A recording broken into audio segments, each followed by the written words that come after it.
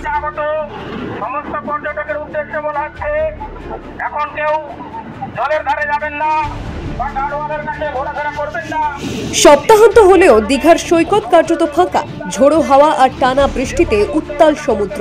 খারাপ আবহাওয়ার কারণে ভিড় জমেনি সৈকতে। দোকানপাটও অনেকটাই বন্ধ। দীঘা আর মন্দারমণিতে পর্যটকদের সমুদ্র স্নানের নিষেধাজ্ঞা জারি হয়েছে। মৎস্যজীবীদের জন্য মাছ ধরার ক্ষেত্রে সতর্কতা জারি হয়েছে।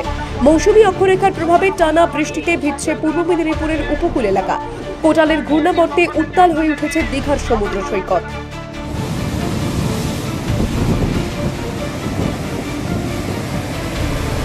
অন্যদিকে মন্দারমণিতে কিছু সংখ্যক পর্যটক থাকলেও কড়া নিষেধাজ্ঞা জারি রয়েছে সমুদ্র স্নানে।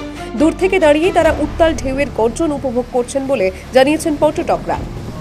আমরা গতকাল এসেছি শুক্রবার, তো আজকের এই শনিবার যত সম্ভব আজ 23শে আগস্টে এই যে সমুদ্রের যে রূপটা টোটালি ডিফারেন্ট। আমরা যে ছোটোবেলায় বা যতবার আমরা দীঘায় এসেছি তার যে নর্মাল যে লুক, আজকের সেই দীঘার যে মন্দারমণি আজকের দিনের যে লুক টোটালটাই পুরোটাই ডিফারেন্ট। তা এক কথা বলতে গেলে খুবই সুন্দর এবং খুবই প্রাকৃতিক সৌন্দর্য ভরা। তো আর একদিক থেকে আক্ষেপও এটাও লাগে যে আমরা নামতে পারছি না, অ্যালার্ট জারি করেছে। সকাল থেকেই মাইক নিয়ে পর্যটকদের সতর্ক করছে প্রশাসন। মৎস্যজীবীদের সতর্ক করতে বোটে করে মাইক নিয়ে প্রচার চালাচ্ছে পুলিশ।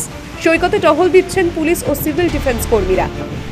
আমরা সকাল থেকে বারে বারে মাইকিং করছি, কোনো পর্যটক যেন সিঁড়ির ধারে জলের কাছে না যান বা এখন না যান, কেন নিম্নচাপের কারণে জলটা খুবই ফুলে উঠেছে। ওই জন্য সতর্ক করছি, আমরা বারে বারে মাইকিংও করছি কেউ যেন জলের কাছে না যান।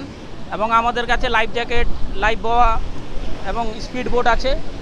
আমরা সবাই আছি এখানে, নুলিয়া আরও সংস্থা আছে, আমরা রেডি রেখেছি, কোনো অসুবিধা নেই। জগন্নাথ মন্দির হওয়ার পর থেকে ভিড় বেড়েছে দীঘায়।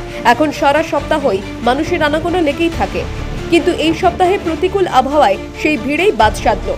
পূর্ব মেদিনীপুর থেকে অভিজিৎ মান্নার রিপোর্ট, দ্য ওয়ার্ল্ড নিউজ।